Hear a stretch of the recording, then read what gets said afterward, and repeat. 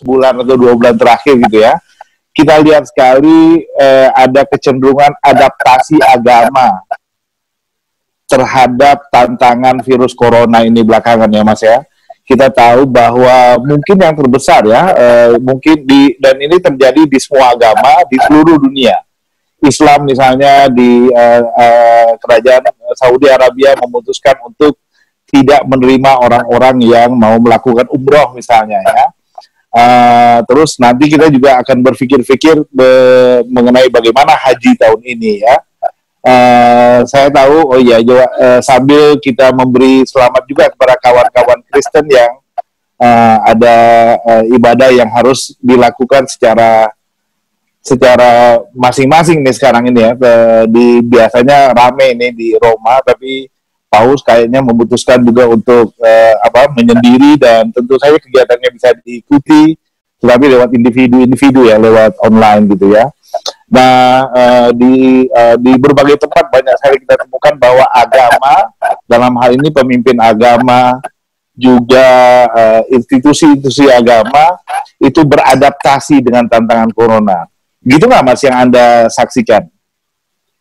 Ya, jadi gini ya, kalau menurut saya sendiri sebetulnya, saya tentu nggak bisa bicara terlalu banyak terkait dengan agama lain ya, karena saya juga nggak terlalu menguasai. Pengetahuan saya paling banter itu tentang agama-agama lain, sejarahnya ya, itu paling banter populer lah. Yeah. Jadi saya mungkin nggak bisa memberikan komentar terhadap agama lain, tapi sebetulnya kalau kita lihat di dalam Islam ya, harusnya ini bukan persoalan konflik antara pandangan keagamaan dan sains, menurut saya ya. Karena sebenarnya kalau kita lihat di dalam sejarah Islam itu sejak zaman Nabi, ya itu sudah jelas sekali penghargaan kepada pengobatan. Ya, misalnya sudah jelas ada beberapa hadis, bukan hanya satu, di mana Nabi memerintahkan supaya kamu berobat, ya, kalau sakit. Itu yang dalam konteks hadis yang sangat terkenal bahwa Tuhan yang membuat penyakit, Tuhan juga yang membuat obatnya, bahwa bagi setiap bagi setiap penyakit likul lidah dawa, ya, kecuali usia tua. Itu hadisnya misalnya ya. Ada beberapa hadis yang dengan jelas menunjukkan perintah untuk berobat. Bahkan kita tahu sudah berabad-abad itu ada satu tradisi yang disebut sebagai tibbun nabawi, sebagai ilmu kedokteran Nabi misalnya ya. Mungkin kalau kita ingat, saya tahu Mas Ihsan ini kan juga fansnya Fadlur Rahman. Fadlur Rahman karyanya yang terakhir kan tentang itu, Health and Medicine in Islamic Traditions ya. Ya, itu menunjuk juga membuat pengamatan dari segi sejarah Islam. Jadi sebetulnya persoalan pengobatan di dalam ajaran Islam, di dalam tradisi masyarakat Islam itu sudah mulai sejak zaman Nabi, dan dilanjutkan dengan tradisi tibbun nabawi ya. Dan kita nggak usah pergi ke kelompok modernis misalnya ya, atau orang-orang yang suka rasionalisme. Itu kalau kita misalnya belakangan ini beredar misalnya tulisan tentang betapa Imam Syafi'i ini kan kalau di antara 4 imam madhab paling besar itu kan dianggap orang yang paling abid, yang fikihnya pun itu lebih ketat, lebih menitik beratkan pada persoalan ibadah. Tapi Imam Syafi'i luar biasa menempatkan posisi ilmu kedokteran. Bahkan dia mengatakan bahwa ilmu yang paling utama setelah ilmu tentang halal dan haram, yaitu ilmu fikih yang Imam Syafi'i merupakan ahlinya, itu ilmu kedokteran. Ilmu yang paling utama setelah itu, kata Imam Syafi'i, ilmu kedokteran. Atau kalau kita baca Ihya misalnya, Imam Ghazali itu disebut sebagai yang membangkitkan tasawuf dan sukses luar biasa karena berhasil merujukkan kepada syariah misalnya. Imam Ghazali juga sangat menghargai itu. Bahkan Imam Ghazali itu dikenal sebagai seorang sufi, dikenal membagi ilmu itu bukan menjadi ilmu dunia dan ilmu akhirat, tapi ilmu fardu ain dan ilmu fardu kifayah. Ya, ilmu fardhu ain itu adalah ilmu yang setiap orang harus belajar, dan termasuk di dalamnya ilmu-ilmu agama. Tapi ada ilmu fardhu kifayah. Di dalam bagian ilmu fardhu kifayah ini ada matematik, ada juga ilmu kedokteran. Artinya seorang abid, imam fikih, katakanlah abid, dan seperti Imam Abu Hanifah misalnya dikenal lebih menitik beratkan pada persoalan muamalah. Tapi Imam Syafi'i pun juga punya pendapat seperti itu. Imam Ghazali yang dianggap sebagai seorang sufi, bahkan Ihya tadi saya katakan menggabungkan tasawuf dan syariah, termasuk fikih, itu juga memasukkan ilmu kedokteran sebagai ilmu fardhu kifayah yang masyarakat muslim paling tidak sebagian wajib gitu ya. Jadi kalau kita lihat sebetulnya bagi saya persoalannya bukan persoalan konflik. Tadinya ada konflik antara agama ya dalam hal ini Islam dengan sains, tapi persoalannya saya kira pertama begini, ada beberapa jenis ya. Pertama ada persoalan kejahilan, menurut saya persoalan, maaf saya harus katakan, kebodohan atau kesempitan wawasan tentang agama. Dan kalau kita bicara kebodohan, nggak bisa kita masukkan dalam diskusi. Ya, orang bodoh, orang jahil harus dididik, harus diajari. Satu itu.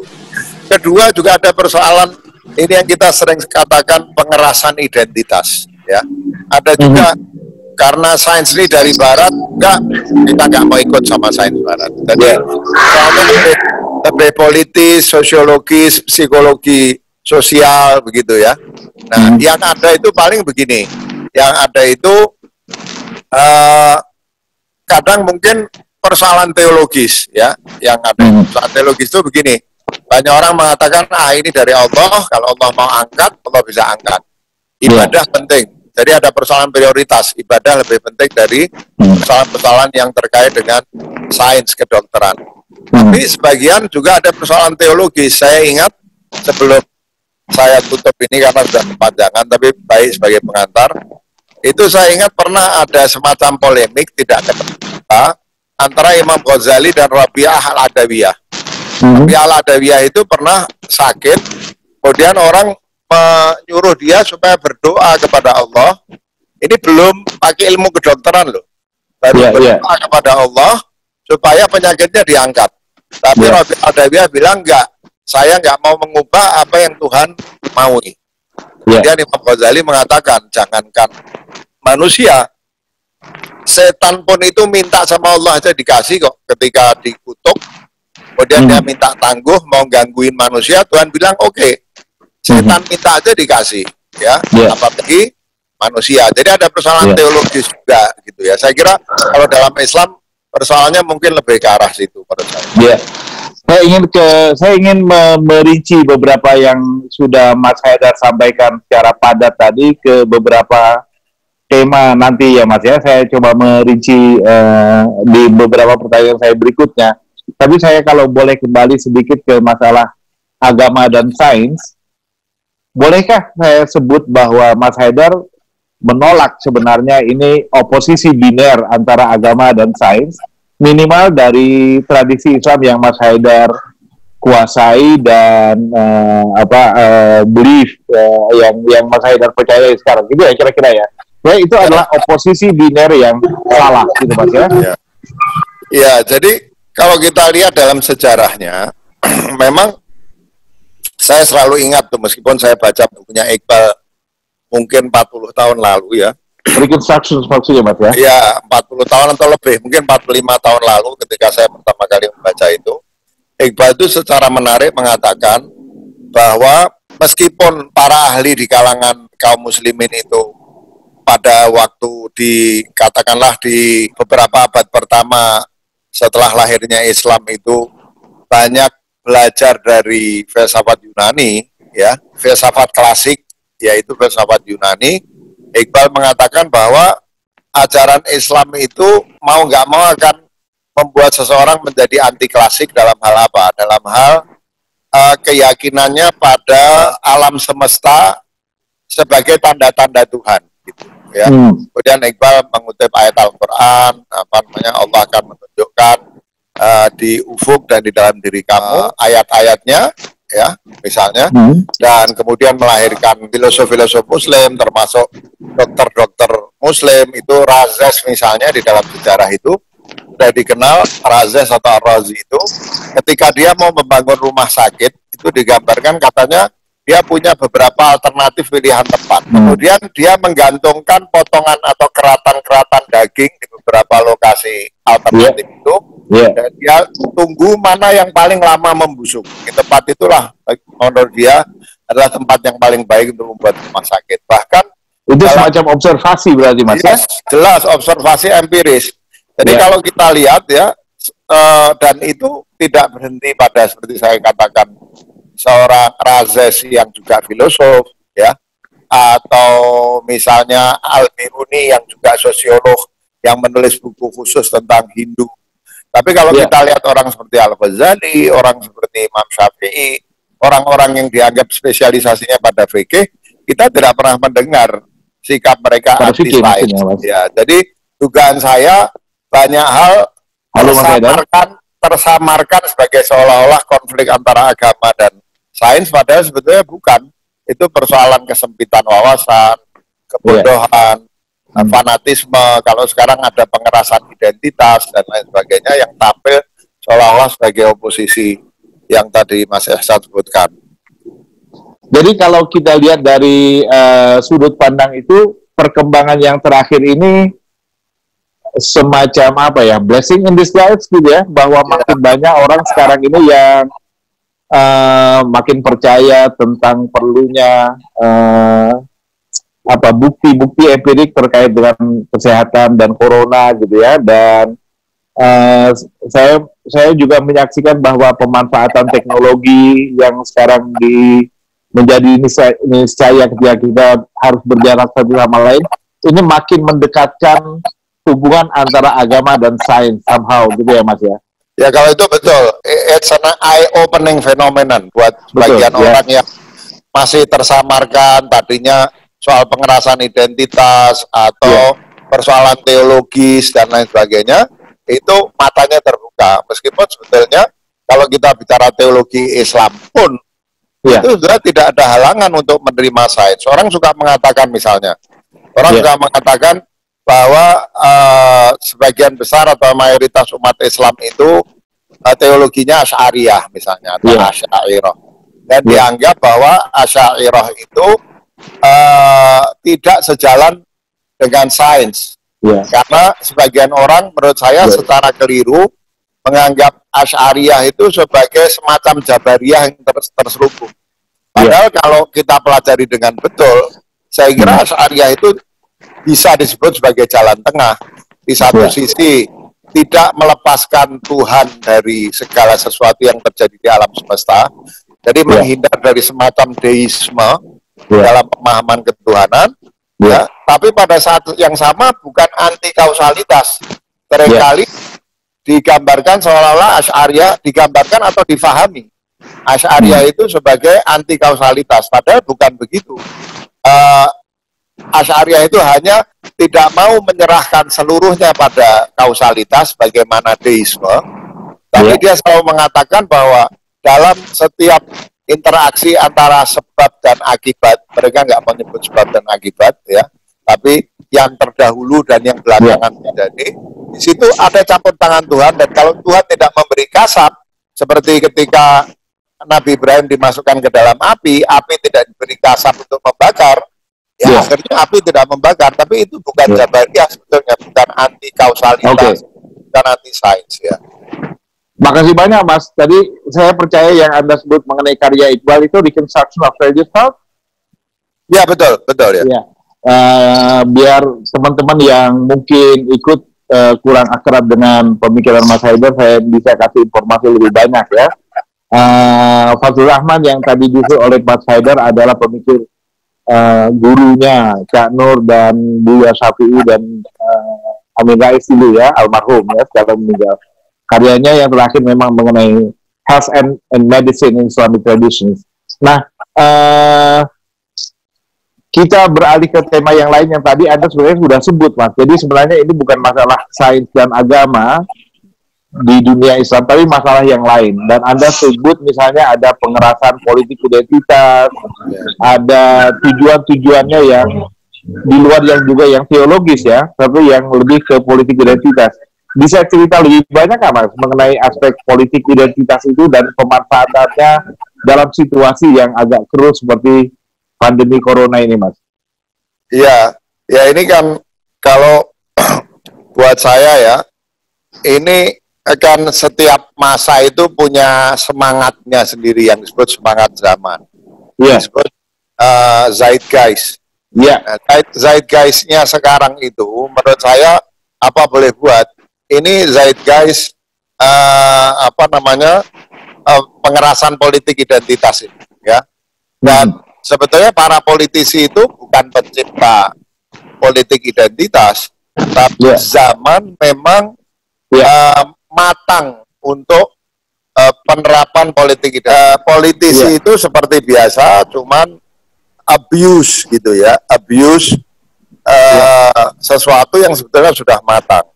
Jadi politik identitas itu datang secara alami karena kerjaannya politisi itu begitu, ditunggangi.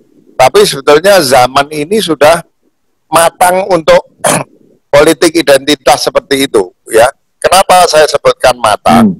Karena sebab-sebabnya itu ada macam-macam ya. Tentu ada persoalan teknologi informasi, kemajuan teknologi informasi, ya. Bahkan yang paling mutakhir itu teknologi deepfake gitu ya. Teknologi deepfake itu saya nggak kebayang itu kalau masyarakat kita masih kurang. Itu tadi penyebabnya ada macam-macam gitu ya.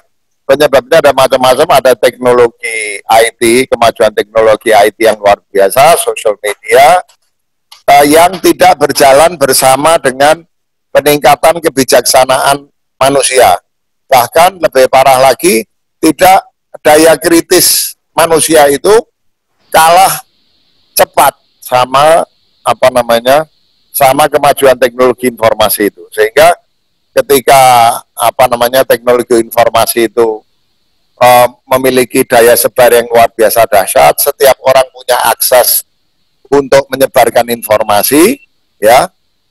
Ada orang yang kemampuannya menyebarkan informasi memang terbatas, dalam arti kemampuannya membuat konten yang bisa dipertanggungjawabkan terbatas, ya.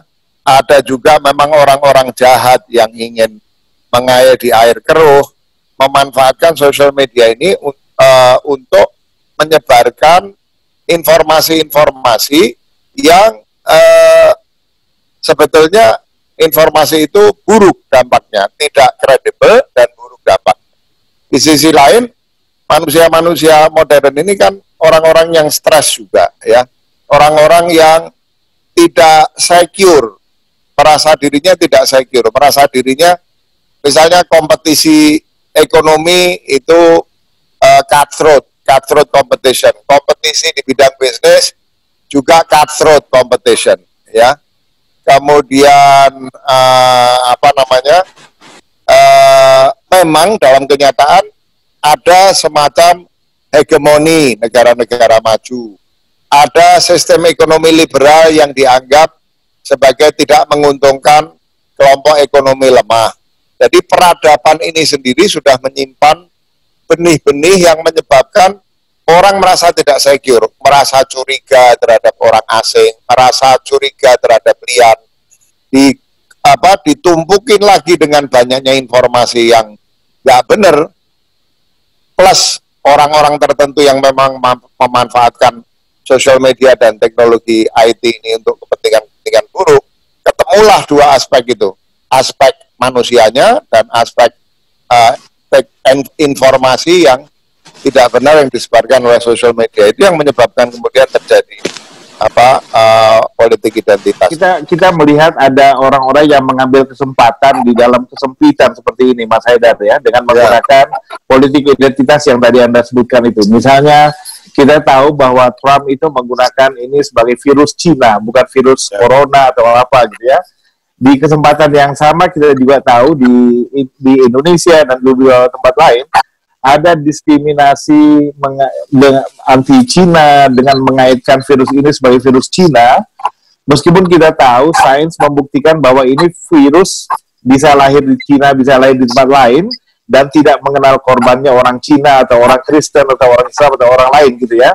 Nah, pertanyaan saya, Mas, apa yang bisa dilakukan oleh pemimpin agama gitu ya, agar saya teringat tulisannya Arundhati Roy beberapa hari yang lalu di Financial Times bahwa jangan-jangan pandemi ini adalah portal gitu ya, yang mestinya menyadarkan kita mengenai bahaya dari cara kita bersolidaritas yang sangat kurang di masa lalu dengan memperkokoh solidaritas. Dia harusnya menjadi portal gitu ya.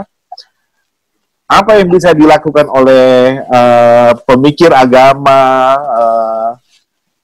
seperti Anda dan organisasi agama dalam kerangka ini, Mas? Saya terus terang saya bisa menerima itu harapannya Arundhati Roy itu, ya, saya bisa menerima itu, tapi saya tidak seoptimis itu. Ya, saya berharap paling tidak sebagian, mudah-mudahan dalam jumlah besar, orang yang kemudian menjadikan pandemi COVID-19 ini sebagai portal, ya, pembuka mata orang betapa ada banyak yang salah dengan peradaban kita.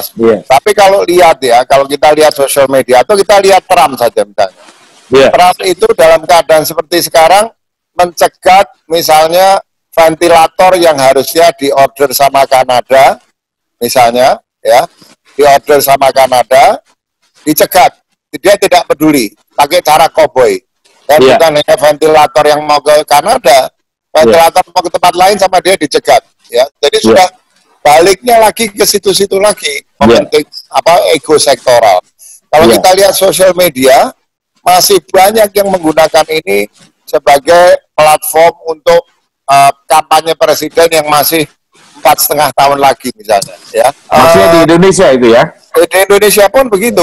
Misalnya, kalau Trump kan sebentar lagi.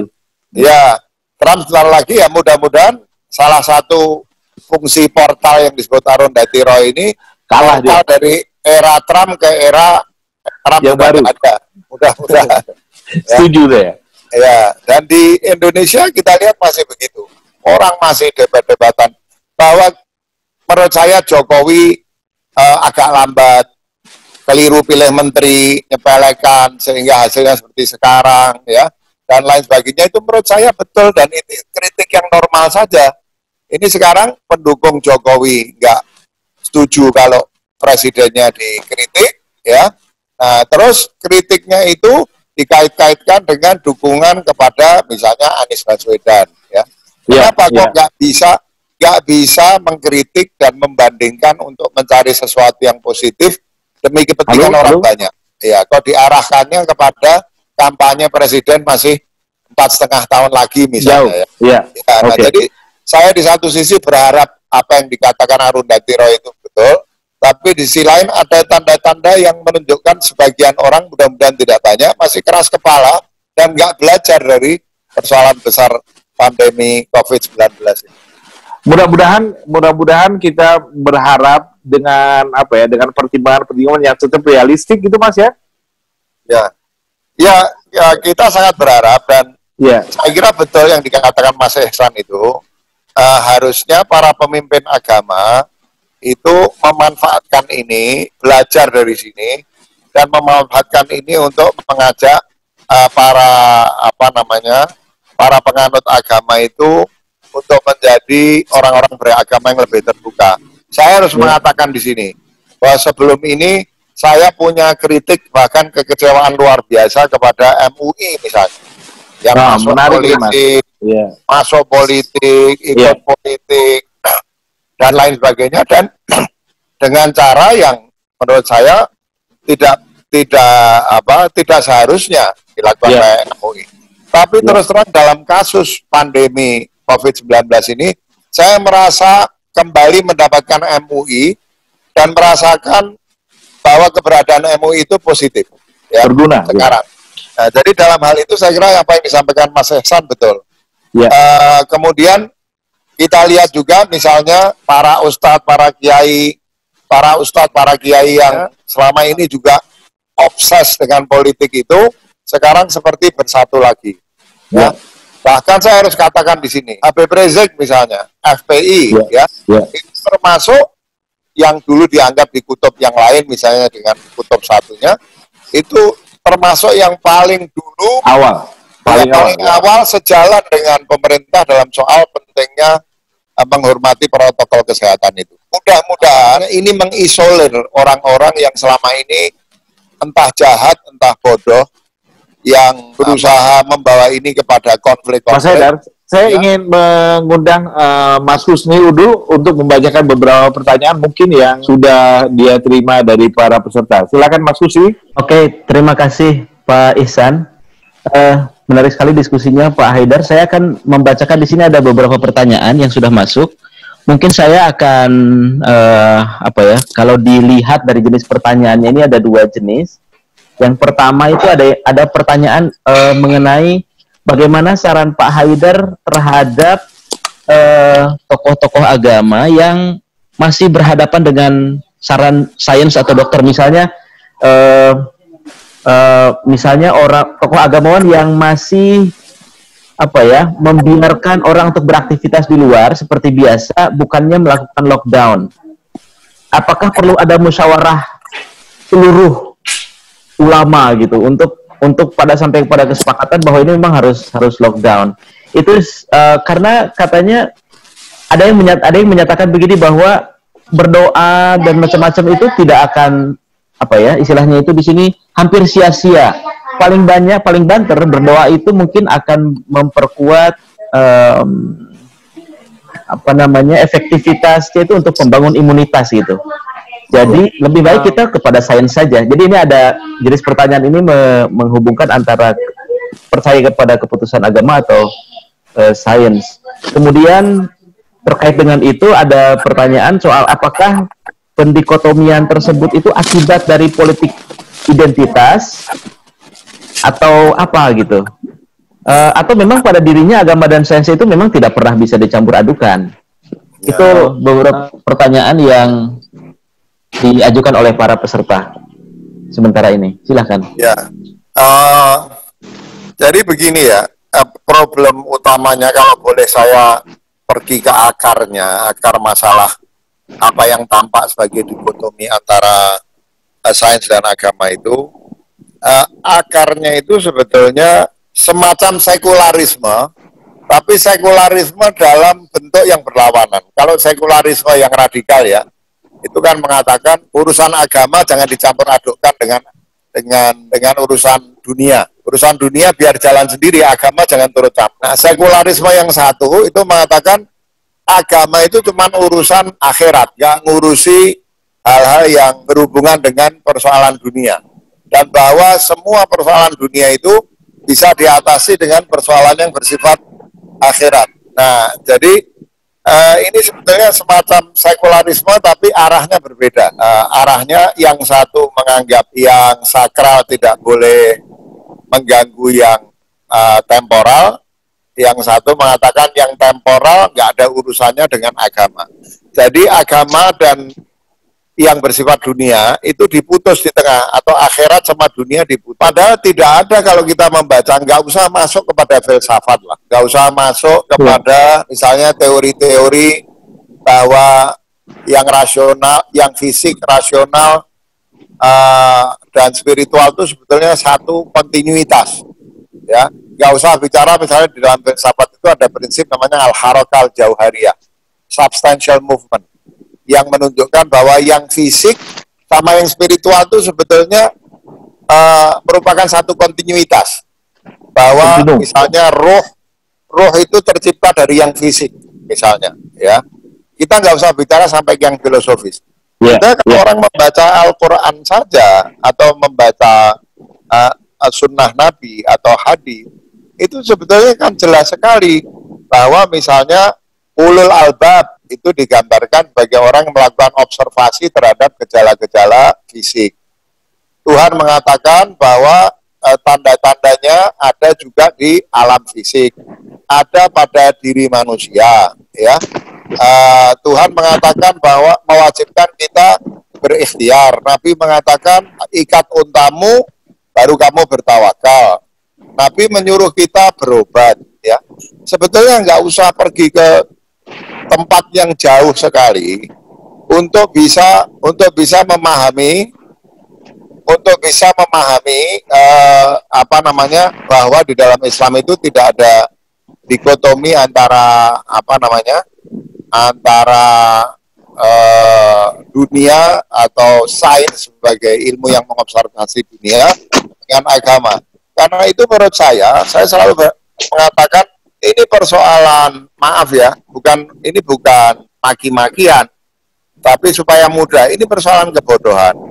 Ini persoalan ketidakpahaman terhadap ajaran agama, ya. Ini persoalan bahkan ketidakpahaman terhadap teologi. Jadi kalau kita orang Asy'ariyah, kita percaya bahwa semua diatur sama Tuhan. Semua ini kalau Tuhan mau, Tuhan bisa mengubah. Memang betul, tapi keliru kalau menganggap sebagai seorang Asy'ari, tadi saya katakan bahwa kausalitas itu kemudian tidak berlaku, misalnya, ya. Jadi saya kira ini persoalannya adalah kegagalan di dalam memahami agama itu sendiri. Jadi persoalan kesalahpahaman agama, nggak lari kemana-mana sebetulnya. Yang mestinya nggak usah dipertentangkan dengan temuan-temuan sains gitu ya Mas Yadid ya?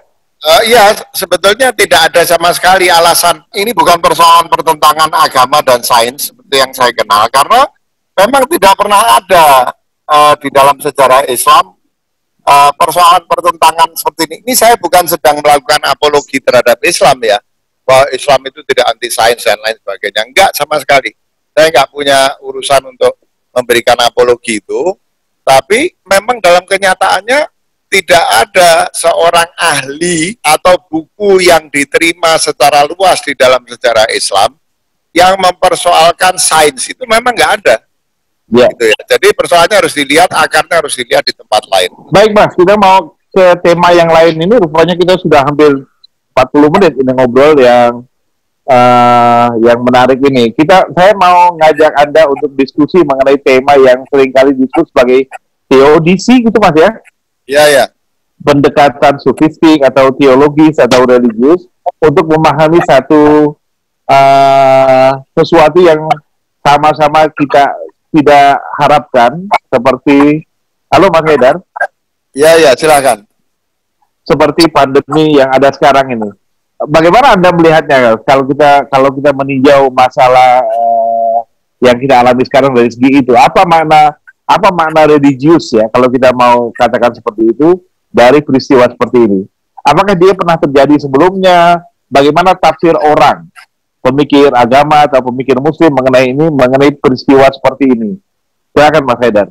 Ya, kalau di dalam sejarah kan memang sejak zaman Nabi pun ini sudah terjadi yang disebut sebagai ta'un itu ya. Itu sudah disebut apa Mas tadi? Ta'un, wabah, plague gitu ya. Plague, ya. Iya, plague itu kan memang sudah terjadi sejak zaman Nabi ya. Ya. Sejak zaman Khalifah Umar misalnya yang terkenal sekali. Nabi pun kan sudah mengeluarkan berbagai anjuran, nasihat, instruksi bagaimana kalau sampai terjadi wabah seperti itu ya. Bahkan sudah sering dikatakan di dalam berbagai pembahasan, Nabi itu mengajar kalau misalnya ada wabah itu maunya Allah. Terus ketika kita menghindar dari wabah itu bukan kita menghindar dari maunya Allah, tapi kita berpindah dari satu kemauan Allah kepada kemauan Allah yang lain. Saya dari suka satu takdir ke takdir yang lain. Ya, saya suka ngasih contoh sederhana. Misalnya roket. Roket itu sebagai benda yang memiliki massa, dia kan nggak bisa naik ke atas karena ada gaya gravitasi yang menarik dia turun. Gaya gravitasi itu maunya Allah, itu sunnatullah. Tapi kemudian orang menemukan apa yang disebut sebagai hukum kekekalan momentum. Hukum kekekalan momentum itu yang menyebabkan kemudian roket itu bisa defy gravitational force, bisa melawan hukum gravitasi dengan hukum kekekalan momentum. Hukum gravitasi itu sunnatullah, hukum kekekalan momentum itu sunnatullah juga, ya. Jadi kita berpindah dari satu sunnatullah kepada sunnatullah yang lain. Dalam kasus ini juga begitu. Nah, hubungannya dengan teodise, ya. Ini memang saya pernah menulis satu halaman penuh di Kompas waktu tsunami Aceh dimuat di lembar Bentara itu. Tapi yang saya lakukan itu bukan membela Tuhan, ya, karena theodicy itu berasal arti aslinya itu pembenaran akan keberadaan Tuhan. Itu artinya theodicy. Saya menulis itu bukan untuk membenarkan keberadaan Tuhan, karena theodicy adanya moral and natural evil, adanya bencana alam dan kejahatan moral itu suka dijadikan bukti bahwa Tuhan itu tidak ada. Kan pakai silogismenya begini. Tuhan itu maha kuasa, Tuhan itu maha pengasih, tapi ada bencana. Berarti either Tuhan itu maha kuasa tapi tidak pengasih, atau dia pengasih tapi tidak maha kuasa, ya. Nah, saya menulis panjang lebar argumentasi yang berusaha menjelaskan kenapa dalam kekuasaan Tuhan, dalam sifat maha pengasihnya, ya, tetap ada moral natural evil atau moral evil, bencana alam atau keburukan moral, ya, itu panjang ceritanya. Tapi saya sama sekali tidak ingin berdebat soal Tuhan itu ada atau tidak, tapi menjelaskan kenapa itu mungkin ada tanpa kita harus mengasumsikan Tuhan itu tidak ada. Sama seperti karena saya ini dosen filsafat agama, biasanya topiknya itu ada tentang, dulu istilahnya itu pembuktian adanya Tuhan menurut argumen ontologis, argumen kosmologis, ya, dan berbagai macam argumen itu teleologis. Nah, sekarang orang tidak akan bicara itu sebagai pembuktian adanya Tuhan. Seperti misalnya di dalam bukunya Franz Magnus Suseno, judulnya saya lupa apa itu, istilah yang dipakai itu adalah jalan-jalan menuju Tuhan. Jadi bukan membuktikan ada tidaknya Tuhan, tapi jalan-jalan menuju Tuhan, ya. Dan ini persoalan apa ya, agak panjang sedikit. Ini persoalan perbedaan language game, ya. Kita tahu Wittgenstein itu mengajarkan bahasa itu nggak pernah terlepas dari konteks. Bahasa itu pasti dipahami oleh konteks orang yang menggunakan, ya.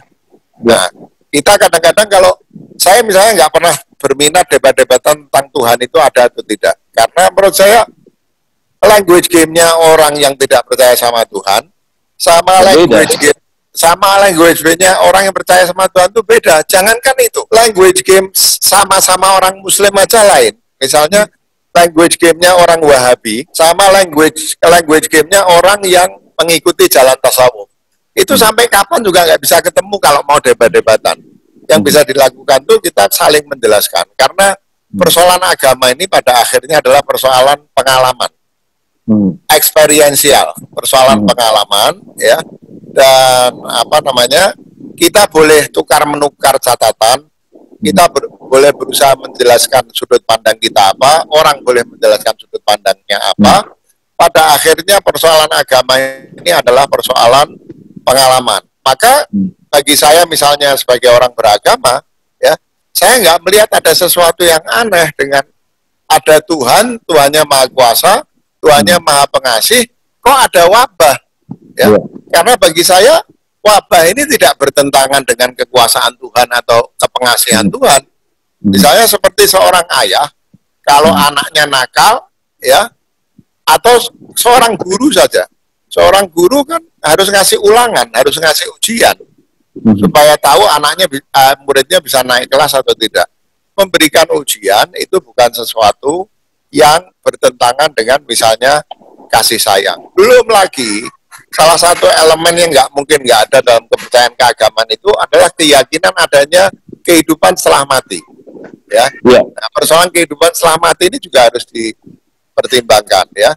Jadi kalau buat saya, ya ini persis seperti apa katanya Arundhati Roy itu. Arundhati Roy mengatakan this pandemic is a portal. Ini kalau dipandang bahasanya Arundhati Roy ini kita pakai sebagai orang yang beragama, maka itu berarti bahwa sebetulnya ada hikmah. Kalau bahasanya orang beragama, ada hikmah besar di dalam pandemi ini. Ya, tentu kita berharap ini kan skalanya sangat besar. Kita berharap perubahannya juga akan menjadi sangat drastis. Nah, kalau kita ngomong ini pada orang nggak percaya pada agama, kita diketawain.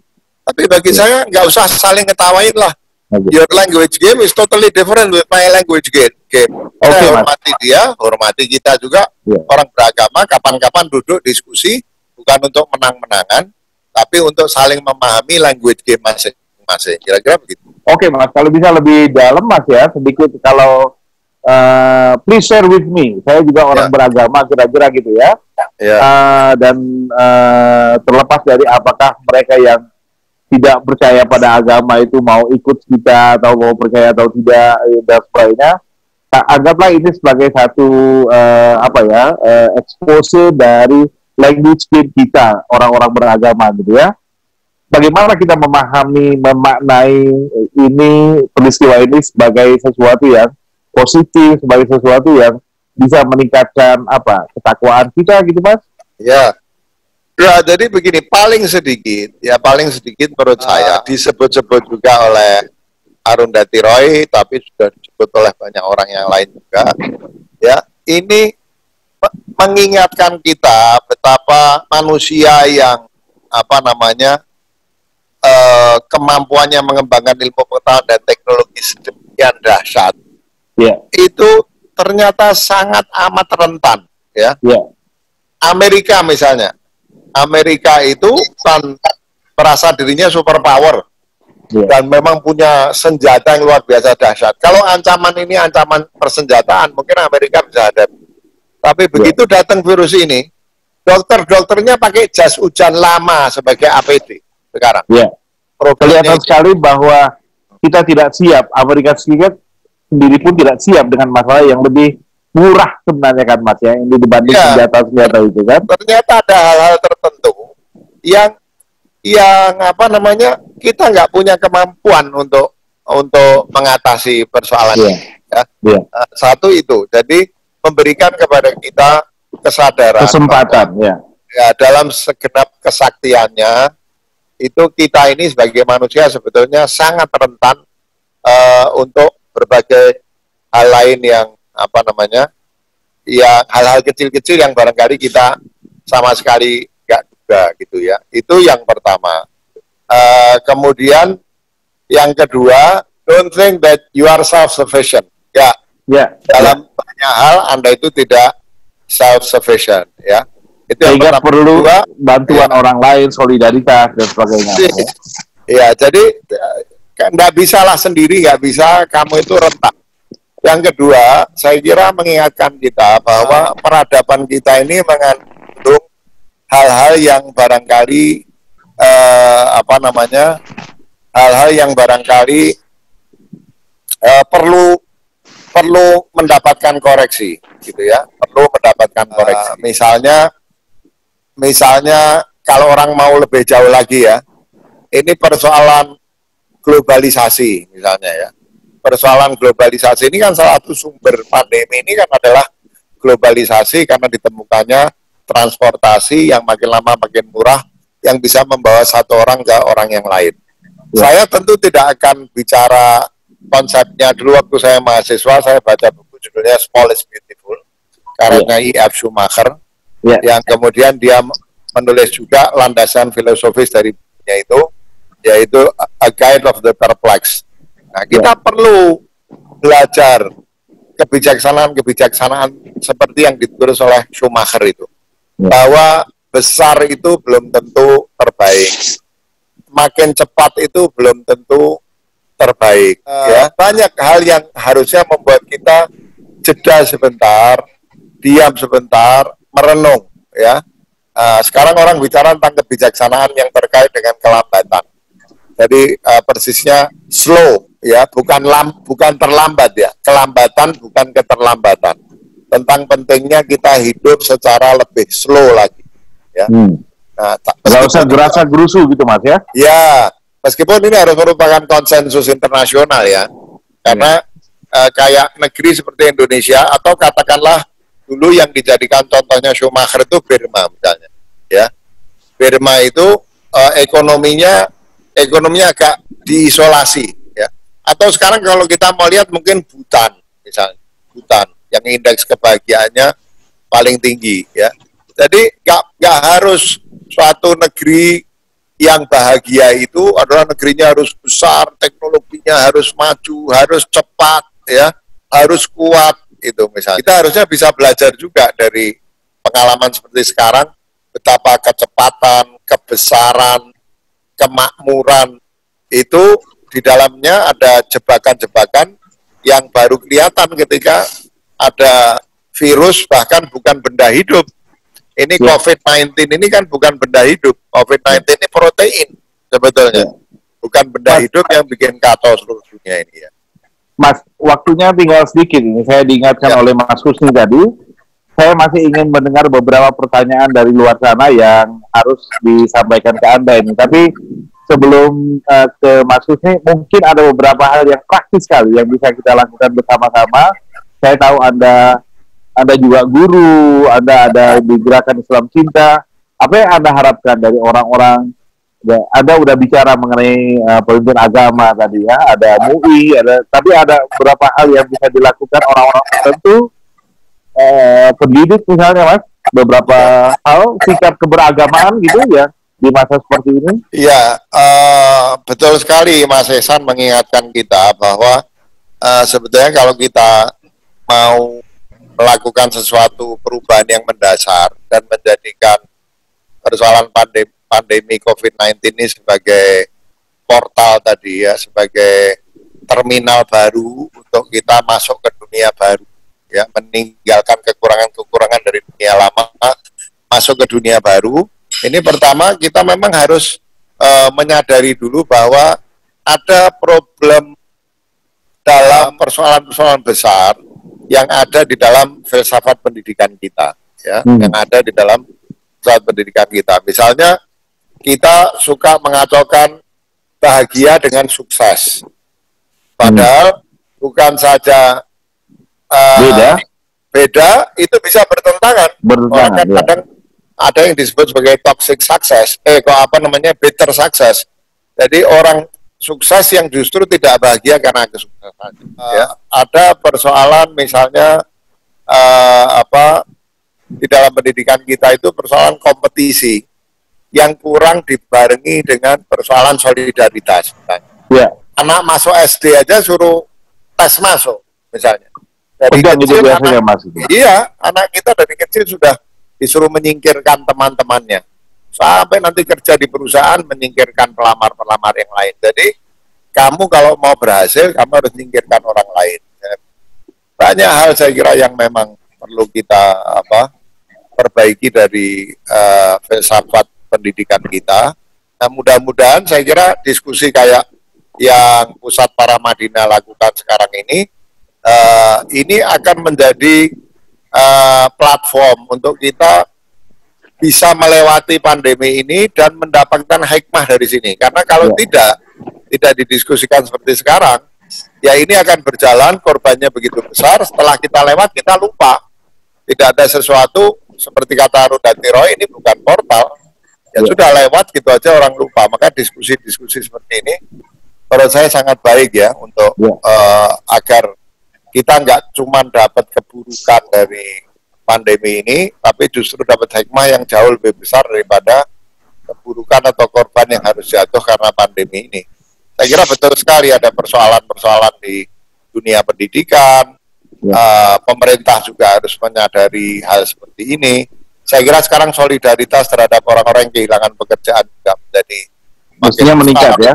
Ya, kita perlu menggarisbawahi itu supaya betul-betul hikmahnya ini bisa betul-betul dirasakan dan nanti mengubah cara kita berpikir tentang bagaimana seharusnya sebagai sama manusia kita hidup. Ya. Silakan Mas Uni, kalau ada, saya masih ada beberapa pertanyaan. Kalau silakan Mas Haidar minum dulu Mas, kayaknya. Ya. Sambil saya bacakan pertanyaannya ya, Pak Haidar. Silakan. Baik, ini ada kami mencatat dari YouTube, ada yang komentar dan bertanya di sini. Saya bacakan aja sekaligus namanya ya.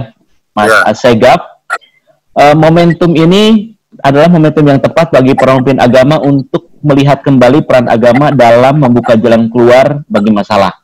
Pertanyaannya, dimulainya harusnya dari mana ya?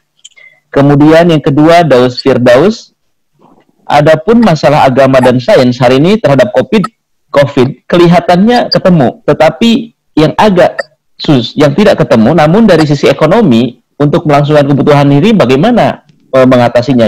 Sepertinya masalah ekonomi yang rumit gitu ya. Kemudian dari Mas Elza Feldi Taher, sebenarnya yang kata dia sebenarnya umat yang melawan imbauan untuk beribadah sendiri-sendiri itu kecil saja. Banyak masjid kok yang kosong. Tidakkah ini bukti bahwa umat sudah cukup cerdas dan terbuka terhadap ilmu pengetahuan?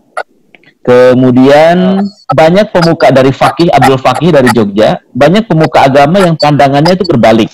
Yang sebelumnya menolak protokol pembatasan fisik, sekarang justru menyerukan pembatasan fisik. Apakah ini cerminan sikap rasional atau hanya cara pemuka agama untuk mempertahankan posisi politiknya saja? Kemudian Lutfatul Aziza yang terakhir ini, di Mataram, Lombok, masih banyak yang tetap melakukan salat Jumat.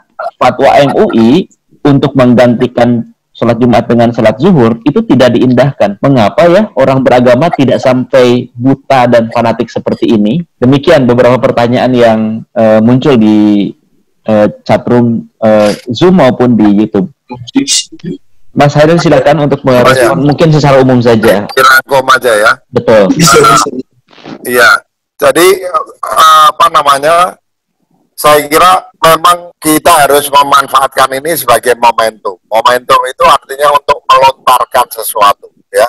Tadi saya menyebut hukum kekalahan momentum yang dipakai untuk roket di dalam melawan gaya gravitasi, ya. Nah, ini perjalanan masih sangat panjang. Kalaupun kita bisa menangkap hikmah dari pandemi COVID-19 ini, maka hikmah itu nanti baru akan terkristal sebagai momentum. Setelah itu, jalannya masih panjang.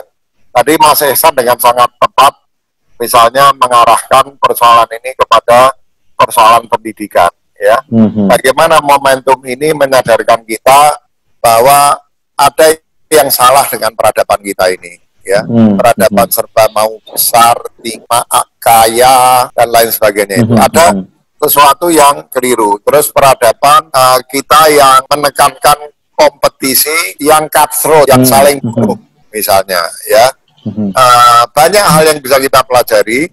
Pertama itu hikmahnya itu kita bisa merenung, melihat apa yang salah. Nah, kemudian setelah kita mengoreksi itu, kita baru kemudian mudah-mudahan segera lewat dari pandemi ini, kita kemudian mulai melakukan langkah-langkah untuk memperbaiki peradaban kita, memperbaiki cara berpikir kita, termasuk para pemuka agama, ya. Para pemuka agama juga bisa mengambil manfaat dari sini. Betapa misalnya perasaan sama-sama menderita, we are all in this, ya. Kita semua kena sama ini, itu dimanfaatkan untuk kemudian membina perasaan solidaritas. Tapi ini semua baru momentum, ya. Nomor satu, jangan sampai momentum ini lewat tanpa kita sadari, tanpa kita garis bawahi, tanpa kita kristalkan, tanpa kita share bersama. Kalau kita sudah bisa menggarisbawahi momentum ini, insya Allah kita bisa memulai langkah-langkah yang panjang ke arah perbaikan itu. Ya, tapi kalau kesadarannya saja lewat, ya bagaimana kita mau melakukan langkah-langkah yang panjang? Mudah-mudahan juga akan lahir buku-buku hasil pemikiran dari berbagai sudut, termasuk dari sudut agama. Diskusi ini saya kira adalah salah satu inisiatif yang sangat bagus, yang akan menjadikan cara kita berpikir tentang agama yang selama ini tertutup, mungkin sepenuhnya fikih oriented, itu bisa kemudian berubah. Kita bisa diingatkan bahwa misalnya bahwa seluruh bumi Allah itu masjid, ya. Dalam hadis Rasulullah mengatakan seluruh bumi Allah itu masjid. Kita cuma nggak boleh sholat di toilet sama di kuburan. Tapi di luar itu kita bisa sholat dimanapun juga, misalnya. Kemudian bahwa di dalam hadis Rasulullah itu misalnya mengajarkan kalau seorang suami membawa istrinya ke tempat orang tuanya, dan si istri itu, ya, si istri itu masih merasa asing dengan mertuanya, suami itu boleh nggak sholat Jumat untuk menemani istrinya yang masih asing di rumah mertuanya. Pandangan-pandangan fikih yang terbuka seperti ini banyak, tapi mungkin tertutup. Mudah-mudahan urusan nggak bisa sholat Jumat itu membuat orang juga makin terbuka. Azan yang as-salatu fi buyutikum, as-salatu fi rihalikum, banyak orang dulu nggak tahu, sekarang orang menjadi tahu, ya. Jadi kita Mas, yang tadi yang terakhir tuh sholat TV apa mungkin bisa diterjemahkan, Mas, karena ya as-salatu fi buyutikum. ya, Jadi di rumah. adzan ditambah dengan kalimat as-salatu fi buyutikum. Jangan sholat di masjid ini, meskipun saya adzan di masjid ini. Sholatlah di rumahmu. Atau as-salatu fi rihalikum. Sama, sholatlah di rumah kamu, nggak usah kamu ke masjid. Ya, bahwa hujan saja membuat sholat Jumat tidak wajib. Seorang suami yang baru mbak istri ke rumah orang tuanya boleh nggak sholat Jumat. Seorang perempuan yang memilih rambutnya itu model rambut gimbal Afrika itu, ya boleh sholatnya di jamak misalnya. Sebetulnya bahan-bahan di dalam fikih yang membuat kita bisa sangat fleksibel dalam berfikih ini banyak. Tapi sayang itu tertutupi. Bahkan belakangan muncul kelompok-kelompok yang agama itu seolah-olah sepenuhnya fikih. Agama itu seolah-olah sepenuhnya fikih misalnya. Nah, mudah-mudahan sekali lagi itu kita garis bawahi, ada pemimpin-pemimpin agama yang mau mendakwahkan ini kepada pengikutnya, orang yang menulis tentang betapa fikih Islam itu fleksibel, kontekstual, jangan berantem, pandangan dalam fikih.